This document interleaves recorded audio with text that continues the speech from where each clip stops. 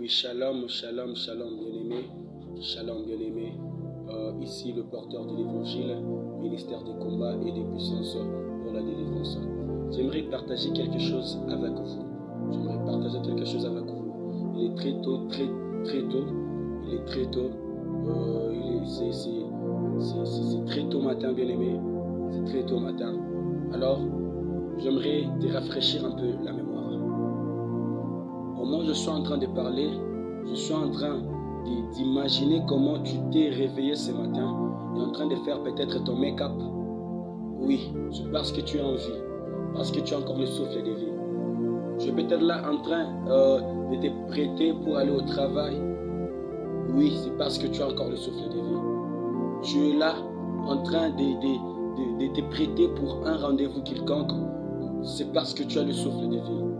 Bien-aimé, laisse-moi te dire qu'aujourd'hui, la République démocratique du Congo peut faire le statistique de ses habitants. Laisse-moi te dire qu'ils n'iront pas à la morgue. Ils n'iront pas non plus au cimetière, mais ils vont te compter toi qui es en train de me voir, toi qui es en train de m'écouter. Ils vont te compter toi qui as encore le souffle de vie. Ils vont te compter encore toi qui es encore en vie. Bien-aimé, c'est une grâce.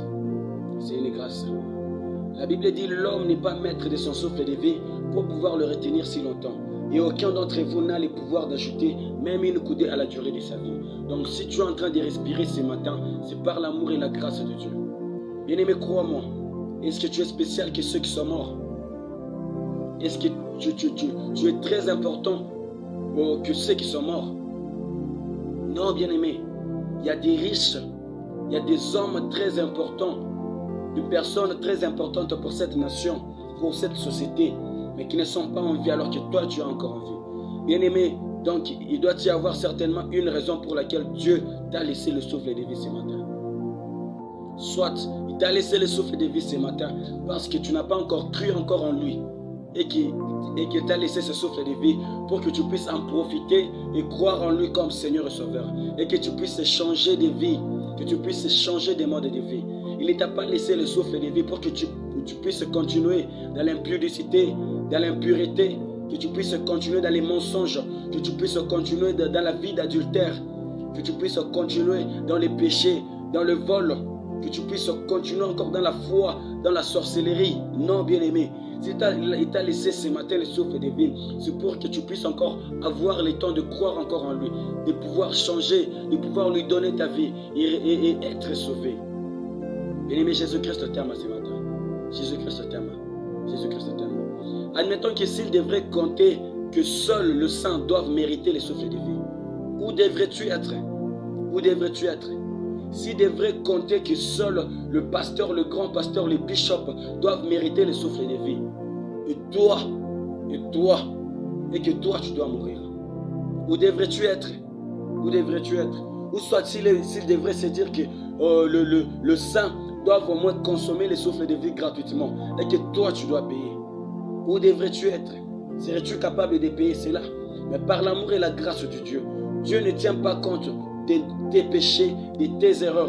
Dieu ne tient pas compte de tes bêtises, mais il répand sa grâce sur toi. Il répand sa grâce sur tout le monde, sur les bons et les méchants. Il répand sa grâce sur le saint et les pécheurs. Bien-aimé, sois reconnaissant. Sois reconnaissant. Et de quelle manière est-ce que tu dois exprimer cette reconnaissance? Tu dois aussi l'aimer en retour, comme il t'aime.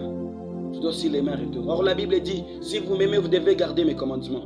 Et les commandements de Dieu te demandent, bien-aimé, de marcher dans la volonté de Dieu, de marcher dans la crainte de Dieu. Oh bien-aimé, ce matin, je ne suis pas venu te condamner par rapport à ce que tu es. Je ne suis pas venu te condamner par rapport à ce que tu as fait. Je ne suis pas venu te condamner par rapport à ce que tu as fait. Mais ce matin, l'Éternel Dieu est passé par nous, le porteur de l'évangile, pour t'annoncer qu'il t'aime encore, qu'il t'aime énormément. Il est passé par nous ce matin pour te rappeler de racheter le temps, car le jour soit mauvais. Il est passé par nous ce matin pour te rappeler que le salaire du péché, c'est la mort, mais le don gratuit de Dieu, c'est la vie éternelle en Jésus-Christ. Il n'est pas encore trop tard, ton ta vie en Jésus-Christ, car c'est l'heure du salut. Que Dieu vous bénisse abondamment, que Dieu vous bénisse abondamment. Laisse-moi te dire, la Bible dit ceci, y a de l'espérance pour tous ceux qui vivent encore.